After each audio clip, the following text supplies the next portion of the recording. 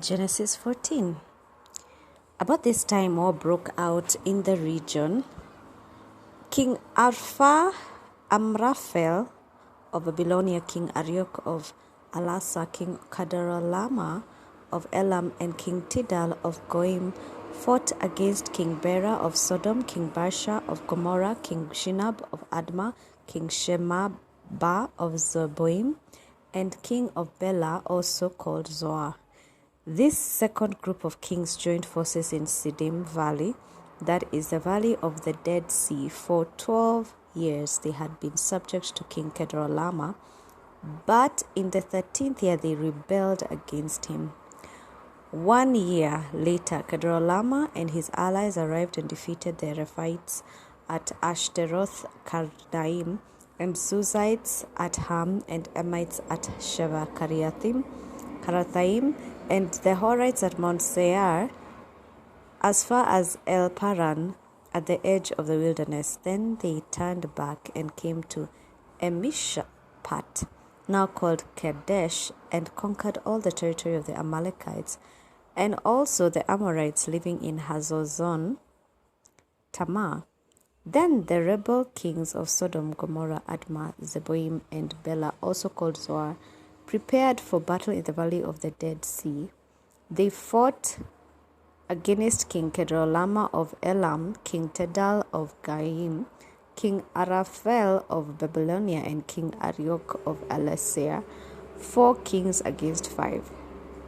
As it happened, the valley of the Dead Sea was filled with tar pits, and as the army of the kings of Sodom and Gomorrah fled, some fell into the tar pits, while the rest escaped in the mountains. The victorious invaders then plundered Sodom and Gomorrah and headed for home, taking with them all the spoils of war and the food supplies.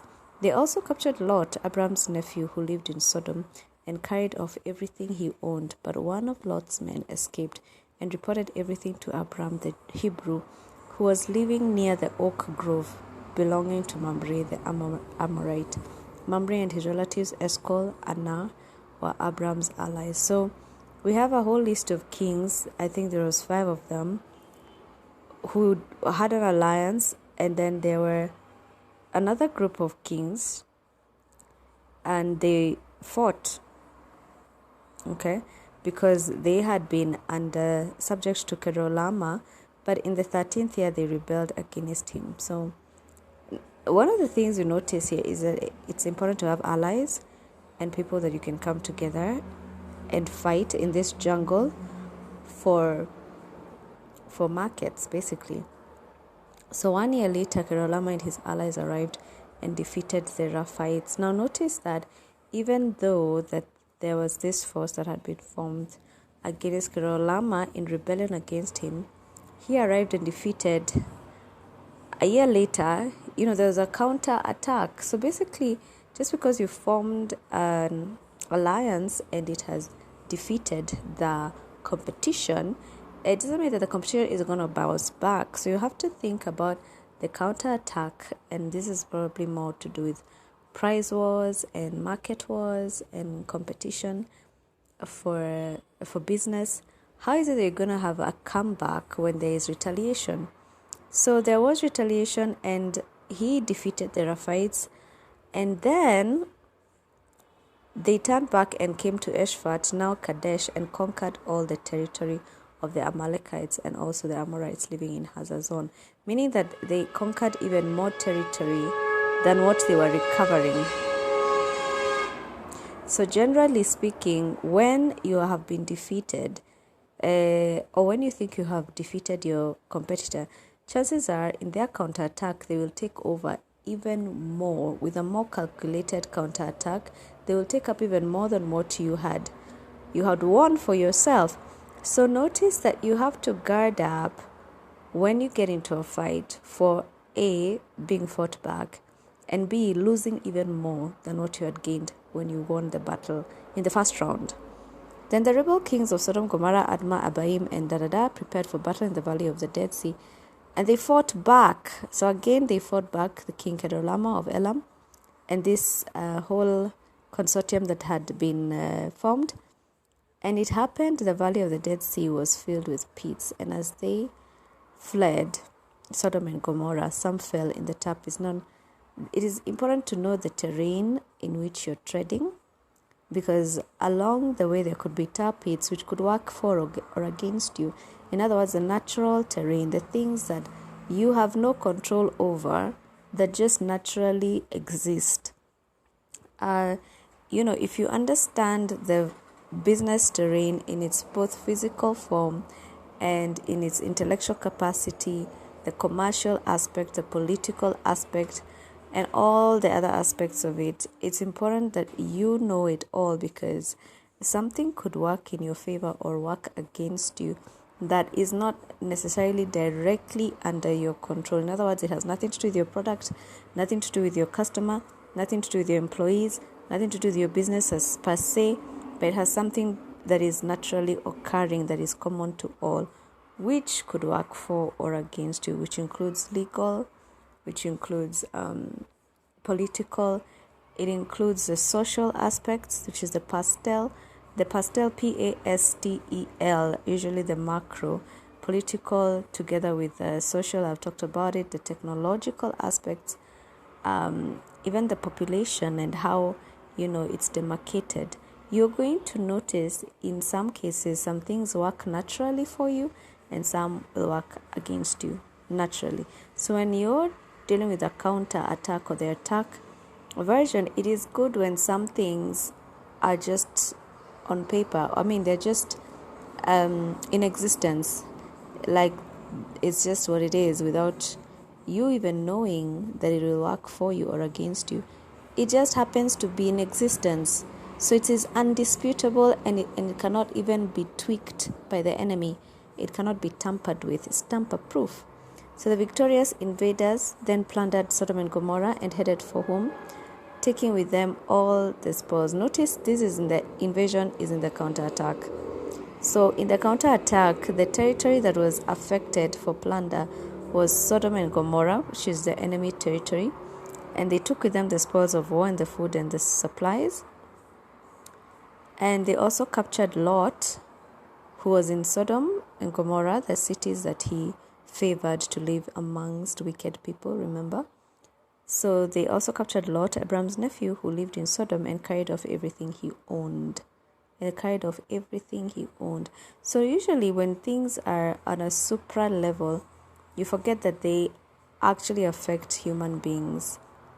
On a small scale, that is a client, that is an employee, this is a person, this is someone who has children who are going to school, that is going to get out of business.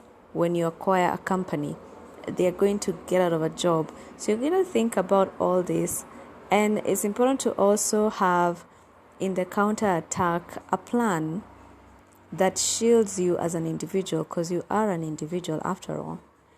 So when Abraham, who we are assuming is us as the persona of the business, heard that his nephew Lot had been captured, he mobilized 318 trained men who had been born into his household. Notice that he had trained the men way before the war happened. We don't know if he had used them. We don't know if he had tested his troops before, but it's clear that he had foreknowledge or something in him told him to keep trained men under his household for just in case. And then that just in case took place. And now it says, then he pursued Kedorlaomer's army until he caught up with them at Dan. Notice he pursued because of an emotive, attachment to Lot. It is his family. So sometimes even us as a business, we have an attachment to an alliance that has been under attack. And so we have to fight their enemies. Their enemies, again, like I said earlier, become your enemies. The things that are working for them work for you, but the things that also work against them finish you too. And this man was lucky enough, Abram, to have trained men, or had the wisdom and the foreknowledge to actually have them ready for a time such as this. And so even as you need to have a business that has ready counterattack mechanisms. That means you need to have a legal department. You have to know legal terms. You have to know everything that encompasses your business in case you have to go out of your way to on a rescue mission for an alliance, then you have the ammunition to do it. This includes even financial ammunition. You need to have the tradable papers and financial instruments to be able to rescue another out of financial trouble. So it could be your alliance in that sense. So there he divided his men and attacked during the night. Notice strategically during the night. Why? Because he knew his territory. We're just from saying know your territory, if it's physical or whatever. It is a territory that is common to all parties. But the fact that he knew his territory on the ground, he could actually launch an attack in the night. He didn't need to see. He knew his territory well. Remember, because God had told him to walk. So Kedorlaomer's army fled, but Abram chased them as far as Hobah, north of Damascus. So Abram recovered all the goods that had been taken. Now, when you do pursue somebody else's interests, notice that you want to be on the guard to protect your people and also fight to the end to recover exactly what you were after. Okay, so Abram recovered all the goods. In other words, it wasn't over until he had recovered all the goods, because that was the whole objective of going in the first place, to defend or rescue his nephew. So he recovered all the goods that had been taken, and he brought back his nephew Lot with his possessions and all the women and their captives. Notice it is Lot's possessions, not Abraham's. And it was all the women and their other captives. So you end up going into this heroic mission, and the benefits could actually be more than just the spoils. It could be that, there are people that are not even directly linked to you that benefit from the fact that you've stepped up to defend something. However, we see the toll it takes and what kind of repercussion that has. It was a heroic effort on Abraham's part. The only thing that could have gone wrong is that he'd have been killed himself, him and all his men. He could also have, discovered that his nephew was dead. Luckily, they didn't kill him. But the main thing that worked for him, he had a trained force. So do you have backup? And what does your backup look like? Do you have backup in every area of your business that could face threat, even if it means, sometimes even our backup isn't for us. So do you have backup that can rescue another business that you have interest in? And that could mean a lot. It could mean that you actually come out saving and rescuing even more people and more things, more interests, and acquiring or gaining more interest than you went out to gain in the first place. After Abram returned from his victory over Kedorlaomer and all his allies, the king of Sodom went out to meet him in the valley of Shaveh, that is the king's valley. And Melchizedek, the king of Salem, is a supernatural being and a priest of God Most High, brought Abram some bread and wine. So even heaven recognized his good fight and replenished his energy by offering him some refreshments. Melchizedek blessed Abraham with this blessing.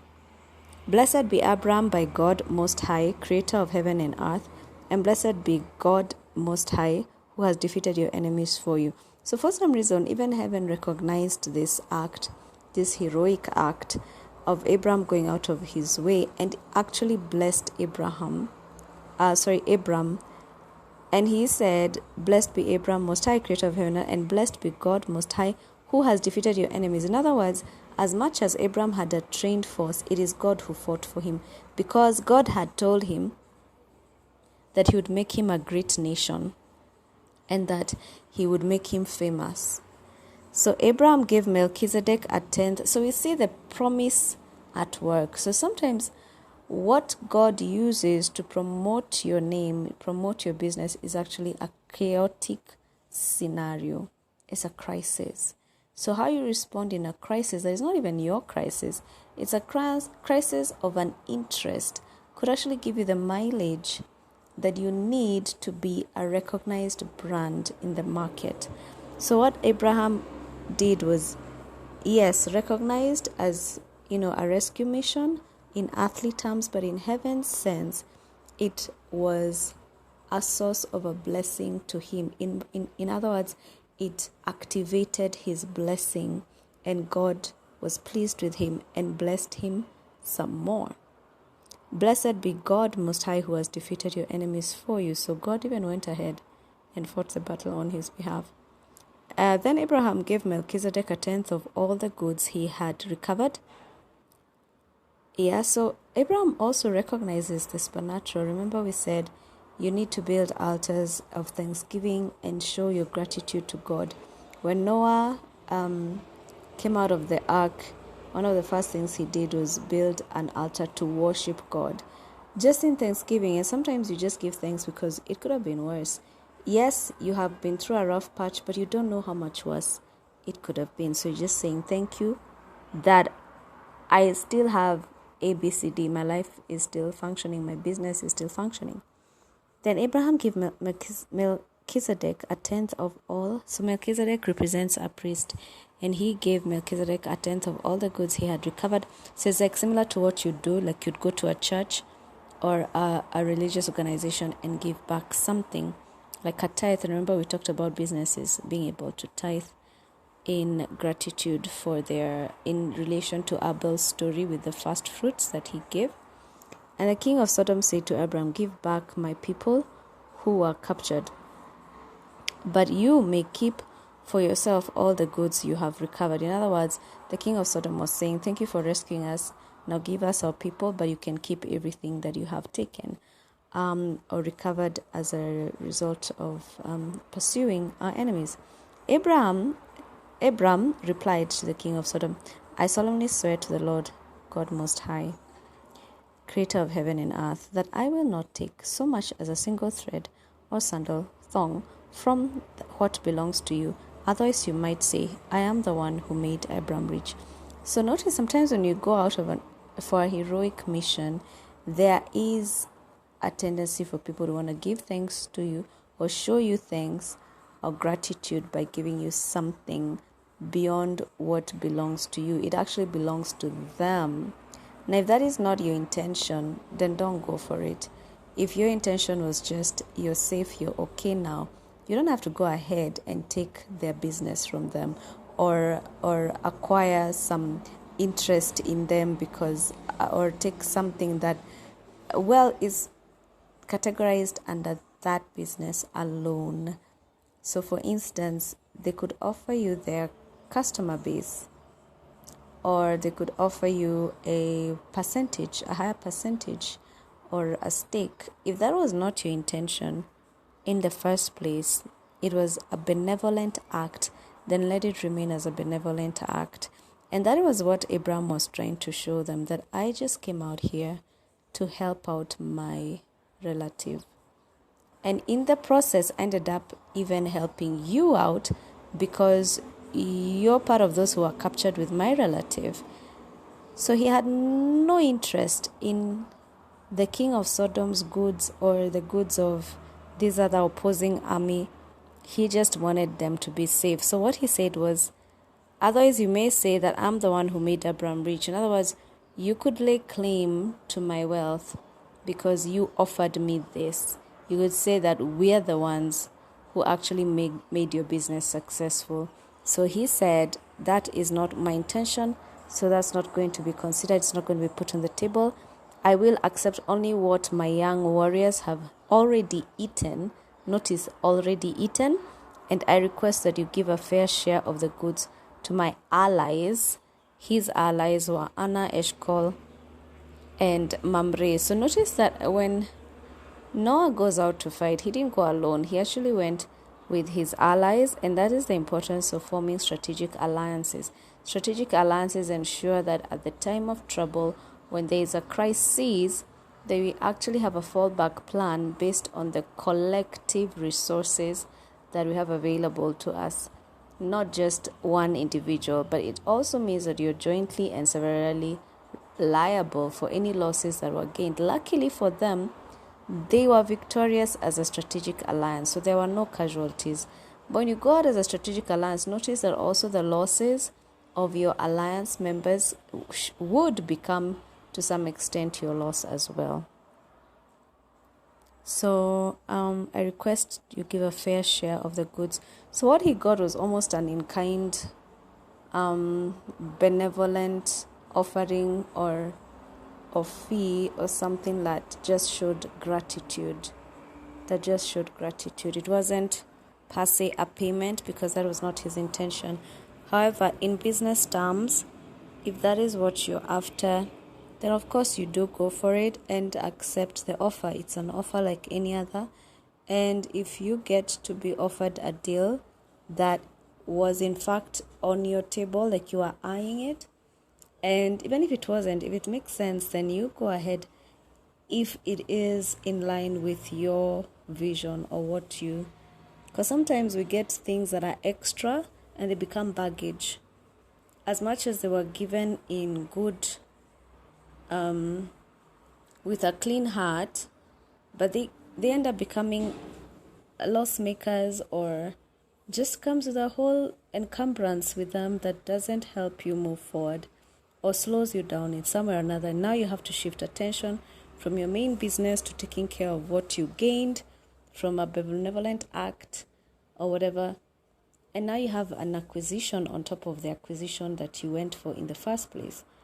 Or you have another thing to take charge of or to take care of, and it's starting to eat up your resources. So be careful that not everything that is offered or put on the table on offer is for you. There's some things that are actually not for you.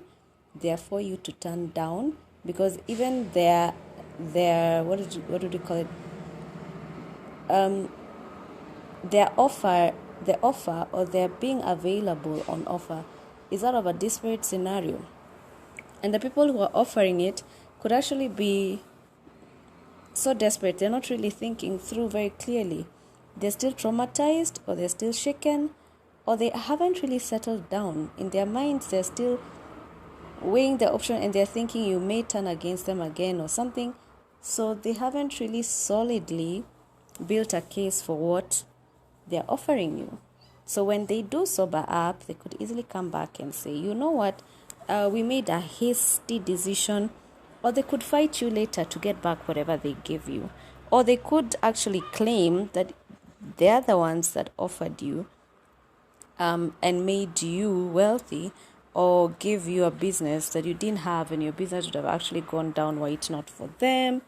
And Abraham was just avoiding all that politics. And he just wanted a clean break from them. He just wanted to be a clean departure and separation based on mission accomplished. So let's go our separate ways.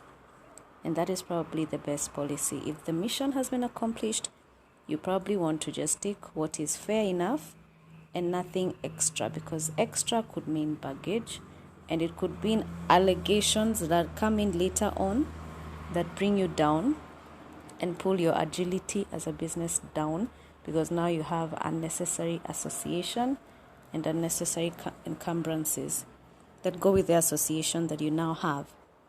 So in Genesis 15, as we moving now to Genesis 15, it says, sometime later the Lord spoke to Abram in a vision. Remember that Abram is still a sojourner. He more or less is still on the move, even though it seems like he has formed an alliance and he's settling down and everything. Well, it could seem like his journey has come to an end, but it hasn't. His goal or main objective is yet to be met, which is that he should own the territory that he's on. But in his wisdom, even while he is not owner, he's basically a squatter. He has the wisdom to form friendships, strategic friendships that help him to weather the storms. So God comes back to him just to emphasize a few things. Sometime later, the Lord spoke to Abraham in a vision and said to him, do not be afraid, Abraham, for I will protect you. So Abraham was also kind of trying to self-protect. As you can see, it's alluded to in this sentence. We've just come from a war, and I've just talked about his alliances being part of his strength. But also, in the end, we can see that Melchizedek actually acknowledges God's hand in Abraham's victory. In other words, Melchizedek did not say, hail the alliance between Abraham and Eshcol and da-da-da. He said, blessed be the God of Abraham who has given him victory, which means that even if Abraham shot or gave a shot at this recovery on his own without an alliance, he probably would have still been victorious. Because who did Melchizedek give tribute to? He actually gave tribute to Abraham. And blessed be God Most High who defeated your enemies for you. Which means that overall it is God who did the strategic planning for Abraham.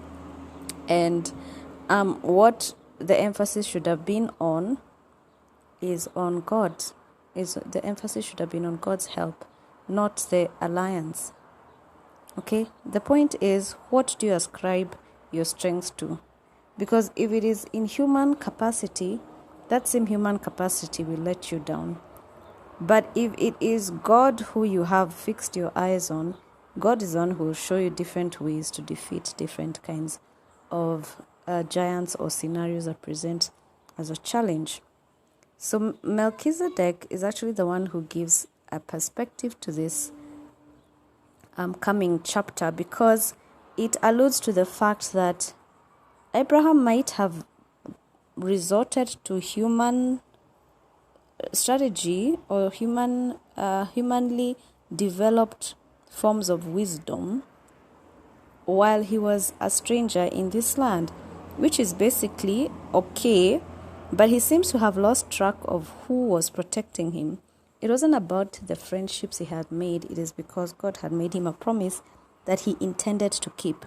So God comes back to him to remind him and to reassure him rather, and says to him, do not be afraid, Abram, for I will protect you and your reward will be great. In other words, you don't need to rely on your human capacity to self-protect or to protect yourself. I am the one who will protect you. I will protect you and your reward will be great. So in other words, keep doing what you're doing. Keep, journeying along. Keep trusting me. Keep trusting me. In fact, Abraham's only work was to trust God. That was all the that was all the work. And as I'm talking about protection, I just came across this number 444 because it's 444, or at least it was until it changed recently, just now, which is a number of protection. So God, just as I'm talking about protection, it flashed right in front of me, 4:44 p.m. So God is that God who is the protector. And the only work that Abraham needed to do was the work of trusting him. And so for some of us, trusting God is actually the work, because we have a myriad of ideas on how we can tackle an issue based on our own experience, our own wisdom, our intellect, the way we've done things before and what the society expects us to do, or how we were raised to do things. But God is like, I don't need that. All I need is for you to trust me to do all that for you. So can you trust me to handle your business? And then your business will be to trust me. And that's the easier work for us. The harder thing is to be thinking about everything that God already has the power to do, the ability to change things, the ability to move things around for us, the ability to even shield us and protect us. That's what his work is, because he's the one who is best suited to do so. So somehow we should be thinking about how we can keep trusting him more, rather than what we need to do to protect ourselves and our businesses. So that's my proposal to you from chapter 15, that the work is to trust God at all times. That is the work. Rather than resorting into common practices and, the commonly resorted to practices that can fail you if God isn't backing them. Remember that Abraham had told his wife Sarah to say that she was his sister, and God in his mercy afflicted Pharaoh. Yes, in his mercy, he afflicted another man, because it's very sad to imagine what would have happened to Sarah if that man would have probably slept with her or raped her or had a child with her. I mean, there are a number of things. Luckily, she was barren, but still, it was already degrading as a scenario without any further physical evidence of the lie that had been done or had been purported or put forth. So we need to be careful when we leave God out of the picture and resort to our own human understanding, because the truth is you don't know. You really don't know. What you're doing is a best guess. It's a guess at best. And whether it's an informed guess or a hunch, you're still not sure. We really aren't 100% sure what's going to happen or how things are going to pan out. We're not totally sure of the markets and the business or political environments that surround the market. We're not sure about our employees. We don't know who they are. They're not, they're not indispensable. I mean, they're not predisposed to us to be workers for life or whatever. They can live, and they can live with information that we really need. So at the end of the day, it's just God who takes care of everything that is regarding a business, including the environment that it sits in. So when God reaffirms the promise that he made to Abraham, he brings in an aspect of protection, because it's clear that Abraham was getting powerful in his possessions.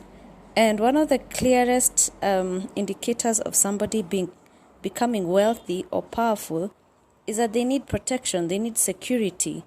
Suddenly they're thinking about how secure they are because they have a lot to secure.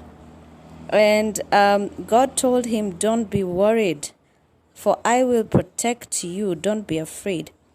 And as much as you become successful, you get friends, you also get some really keen enemies. Like they're very ardent, they're very firm enemies. Like now he had fought for these people, Sodom and Gomorrah and the kings and all these territorial kings also got upset with him because he fought against them and he's a foreigner.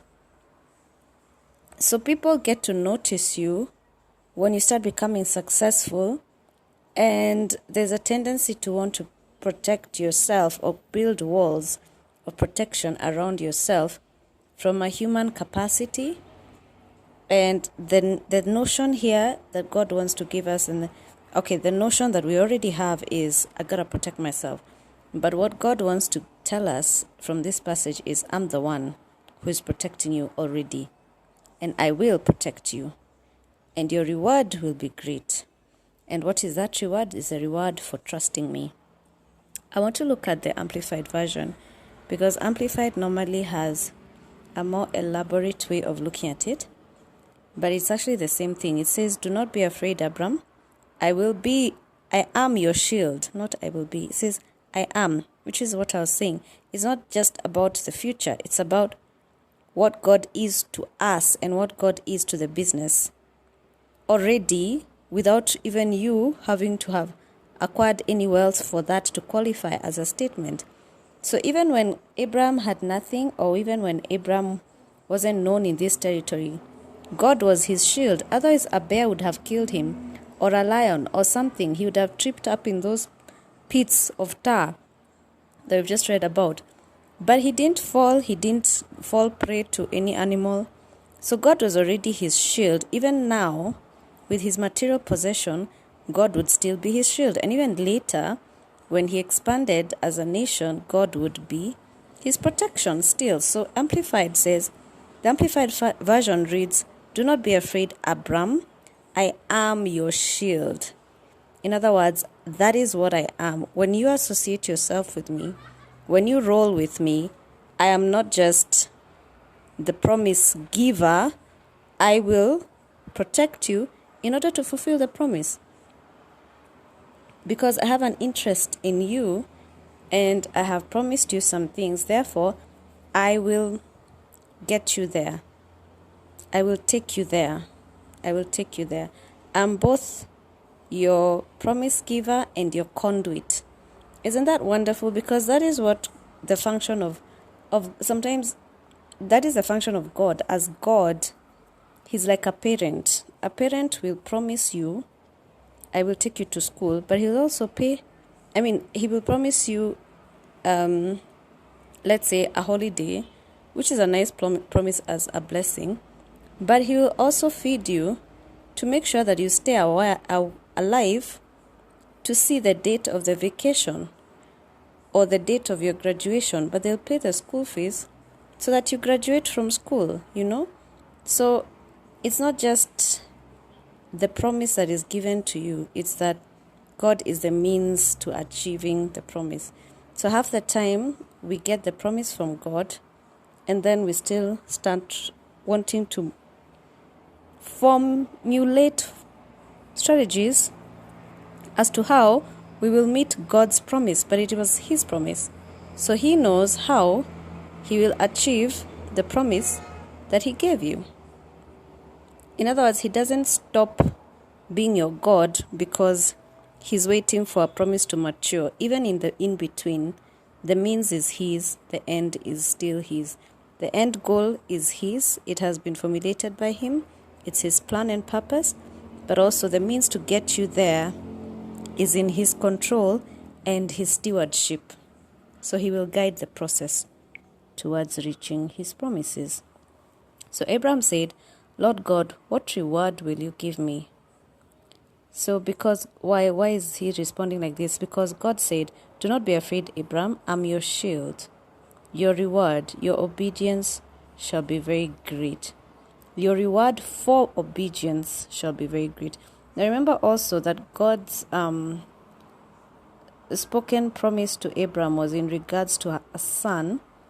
And as for any generation, even back then, as of now, men want to think about their old age, and the success of their old age is most likely seen in terms of their children that are able to take care of him, right? In old age, the success of his aging, was probably predicated on the fact that he would have offspring to take care of him. So God is telling him, don't worry about that. I'm your protection. I am your protection. It's not about your offspring or, And that's why King James Version says, if I can go back to it, I normally tend to stick with King James. So in the King James Version, it says, I am thy shield and thy exceeding great reward. I am thy shield. In other words, I am your protection and thy exceeding great reward. In other words, God Himself would represent both the reward and the protection for the reward. He was the reward. He was the reward. His company, His accompanying Abraham, being with him, His presence was in itself the reward, because without God there'd be no fulfillment of a promise. The fact that God was with Abraham was a guarantee that the promise would also be fulfilled. So that's why He says, I am the great reward. Me, God, I am the reward, and I am your protection, I'm your shield. And Abraham said, Lord God, what wilt thou give me, seeing I go childless? And the steward of my house is Eliezer of Damascus. So we make this mistake of, when we are desperate, we make our whole world about what we're desperate about. And you can tell what is on the mind of Abraham right now. It's his son, it's his offspring, it's his promised blessing, which he isn't seeing as yet come about. And more specifically, what he was looking for was a son, was a descendant, an offspring.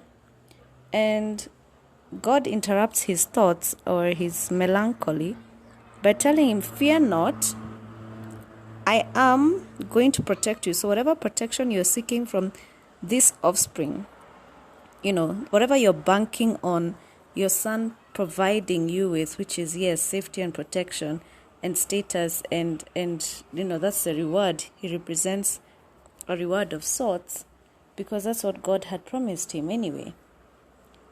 Whatever your son means to you, I am that, I'm worth more than that, and I am that. What I'm giving you a son for is not what you want the son for.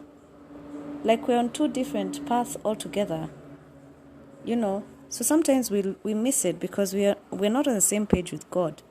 God was saying, I have a plan, and this is my long-term plan, and I'm using you and your offspring to get to my long-term plan. And that plan was to have a people separate and holy before him as his children exclusively. And those were the Jews that came out of, the descendants of Abraham, and they were set apart as the children of God, so that he would show off a people that pursued him and fellowshiped with him and lived with him and communed with. He wanted to show the world what it means to be a child of God, how exclusive that right is, and all the perks that they get to have as children of God, and what he offered as a father, so that other nations would admire that and worship him.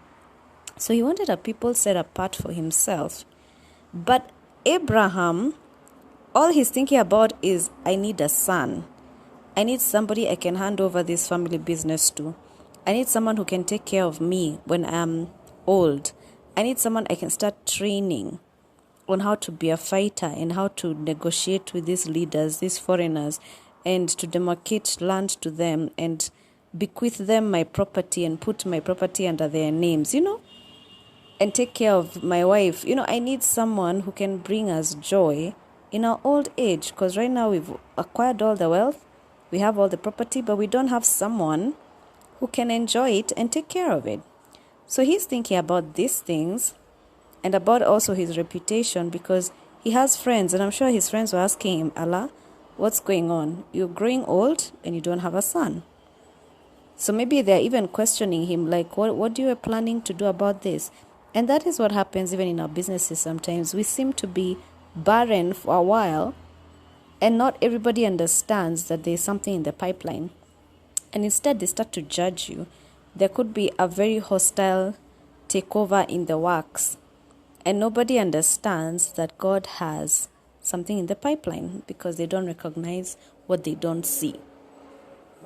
And that is our human frailty and fallacy, where we do not recognize the unseen. And yet, for God, the promise is as good as currency. But we don't understand the currency that we don't see. We only understand, and that currency, by the way, is called faith. Something that you need to employ in your business is faith. Because some things will not be obviously available to you unless you believe they're there. You just have to believe that they're there somehow. That is the only way you will tap into them, because you have chosen to believe that they exist. Okay, then you pursue it knowing that it is available. It is available. So Abraham asks this question, what are you going to give me? What will you give me? Seeing as, and you can tell he has an attitude right now, he's feeling a bit shortchanged from the words that he's speaking. And he asks him, behold, to me thou hast given no seed, and lo, no one born in my house is mine heir. So God is telling him, I am your shield, I am your reward. But he's telling him, Abraham is telling God, I have no seed, and I have no one, there is no one born in my house as my heir. So they're not at the same page at all. When we have pressing physical needs, they overshadow the vision of God. They overshadow the long-term plan, and they overshadow the relationship that we enjoyed, and the community that we have, the oneness that we've had with God, what we have enjoyed with God so far. It seems to be meaningless. And yet, the relationship is still there, and the promise is still intact. It's just that you don't see the promise, and your sense of urgency is becoming more and more pronounced because of the time that is passing by, and you're now heading towards survival mode or rejection of yourself and rejection of the promise because it's not coming to pass quickly enough. So the idea here is to hold on, because you never know at what point God is going to do something. Sometimes he doesn't tell us. In the case of Noah, he told Noah the exact time period in which to expect the rain. But in Abraham's case, there's no indication of timing. So Noah was just guessing with the time, and as human beings, the sooner the better. And when that time elapses, we start to lose hope. And that's what's happening to Abraham now, is that it seems like he's losing hope and he's getting frustrated with God, not knowing that he is part of a bigger plan, and his son is also part of a bigger plan, and the timing of God is not the timing of man generally. So even for your businesses, just know that God will run with his schedule. His schedule is not on a human scale, it's not on an earthly scale, it's based on what he has planned. So if you don't know what he has planned, you don't know the timing, it's going to seem frustrating. And also, he really does not owe you an explanation. God doesn't owe you anything. So if you trust him, you just have to trust him and stay happy and remain happy with the trusting. But if the trusting of God becomes a burden, then we start to get frustrated, and the best he can do is console you and tell you that this, will be done. So just be patient, but it won't change the timing. It won't bring it sooner, and sometimes it will even cost you to have a new virtue, or to get new grace for patience, for endurance.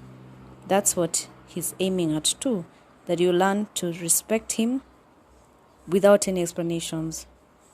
And that's God for you. Respect him without any explanations offered to you whatsoever.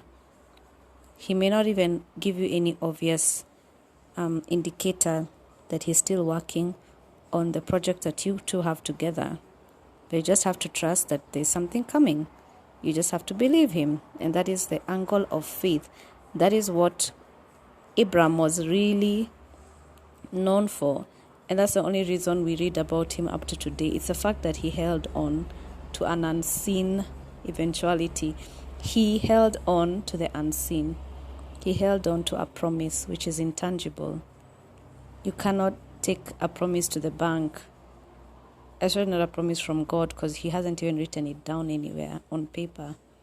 It's just what you choose to believe. So God was just telling him, you gotta believe me, you gotta trust me. So even you, for your business, you have to trust God in what he said he will do. Sometimes there's absolutely no physical evidence or indication that it's coming, but you just have to believe that it is coming. And behold, the word of the Lord came unto him, saying, this shall not be thine heir. He talked about law, one born in my house is mine heir. He said law, one born, which is his servant. He wanted to make his servant his heir. This is the short-term solution, a brilliant solution that he had come up with. How about my servant becomes my heir, because I don't see God doing anything about this. And this is the warning that we saw also in the previous chapter of resorting to human strategies because we think we're being wise, or we think we need to help God because it looks like his timing is off and we're going to get messed up. If we wait, actually thinking about it, to think about it now, this is a very relevant scenario where it seems that if we wait, we have more to lose, not knowing that if we wait, we have more to gain. And it seems like we will lose out or miss out on business and opportunities if we wait on God's plan. So what do we resort to? Our plan. So Abram, before he became Abraham, he was Abram, decided to appoint unofficially maybe, appoint his servant as an heir, someone who's born in his household, but it's not like his blood or anything. And he brought him forth abroad and said, look now towards the heavens. So what God does is he gets him out of his fog or his funk. And sometimes we need to get out of our day-to-day fog or whatever routine that we have, just to see a different perspective, because whatever is running through our mind is so in the mundane and routineness of life that we forget that there is a beyond now. There's a future that has a different set of considerations from the short term or the medium term. So always make your decisions based on the long term, the future in the long term, not the short term. Sometimes short term has to be sacrificed for long term, and it's not the other way around. The servant is not the long term. The long term is always protected for the benefit of long term, but the short term can be sacrificed and even should be sacrificed for the purposes of the medium and the long run. In fact, the long run gets the highest priority. So you need to view everything based on the longest term view that you have projected or you can possibly project. If you lose that long-term view, everything goes haywire, because now you're making decisions in a rush and based on the present needs, which is helter-skelter, because there'll always be something coming up. Always be something coming up. So, but if you're centered on the long-term objective, the long term has both the short and medium term as its servants, so you get centered on something solid, a foundation that is solid. So whatever actions you take, make sure that they are to serve the long term, the vision that you had in the beginning. Remember, God had a vision for Abram and he told him about it. He told him, I will make you a nation. So that long-term view has to be maintained and protected so that the short term is not a reactive set of activities. It's not haphazard. So God brought forth brought Abram forth abroad and said, look now toward the heaven and tell the stars, if thou be able to number them. And he said unto him, so shall thy seed be. So basically, God is recentering Abram back to basics. Back to basics. What was the whole point? Anyway, so that's why we say, I keep reading you this introduction of Verdant. Verdant is a reorganizing hub for small businesses, which gives them a numbers dashboard. And you see how God says, number the stars if you can. Almost in jest, if thou be able to number them. Then he says, number them. Excuse me. We give you a numbers dashboard on the background of an audit. Okay. And we outline processes and convert them into step-by-step execution with support documentation. We also help you define your big why. So basically, that is your guideline. It's your guidepost.